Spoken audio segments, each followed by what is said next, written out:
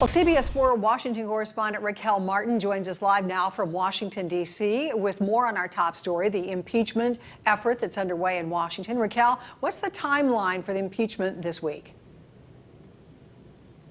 Well, Democrats are extremely eager to remove the president from office and are hoping to impeach him by Wednesday. Now, after that, it remains unclear how quickly things could move. Senate Majority Leader Mitch McConnell says he's not interested in bringing the Senate back early. They're not supposed to reconvene until January 19th. So the question that is outstanding at this point is when House lawmakers are able to impeach the president on Wednesday, will they immediately send those articles of impeachment to the Senate, where it could impede by Biden's presidency once he is sworn into office. If it is sent to the Senate, then his administration will be held up when it comes to confirming nominations if the Senate is tied up with an impeachment trial. Now, Raquel, the effort is being led by Democrats right now. Is it clear how much Republican support there is for impeachment tonight?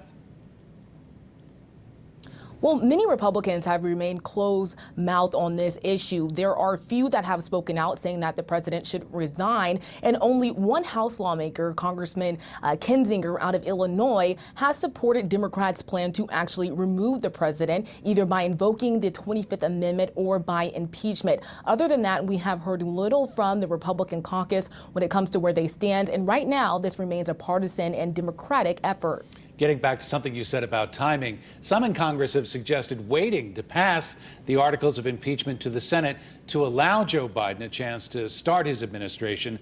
How much support is there for that idea at this point? At this point, that's unclear exactly where the Democratic caucus is. We're hearing some Democrats say that this should be immediate, that they should send those articles of impeachment over to the Senate as soon as possible. Others are more wary of doing so because they do not want to impede on Biden's presidency and are saying that they should possibly wait till after he's sworn in and after he's able to get through some of those nominations to try and impeach the president. I know that at that point, when they were talking about potentially impeaching him when he is out of office, they just are aimed at trying to ensure that the president cannot run for office again. Raquel, you probably heard this as well. There are a lot of reports out that are saying the violence could continue this week, maybe all the way through the inauguration. What extra steps are being taken to protect the Washington tonight?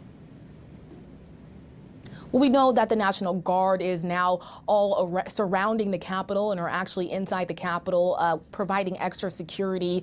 There has been a fence that's been erected surrounding the Capitol grounds. And today we heard from National Park Services saying that they will temporarily close the National Mall area near the monument so that there is, no people that can walk near or around the Capitol leading up to Inauguration Day. We also heard from Secret Service that they're going to be providing their services earlier than typically. So definitely ramping up efforts to try and have a secure inauguration. I know a lot of people concerned about that, but President-elect Biden saying that he feels comfortable having this inauguration and that he will feel safe.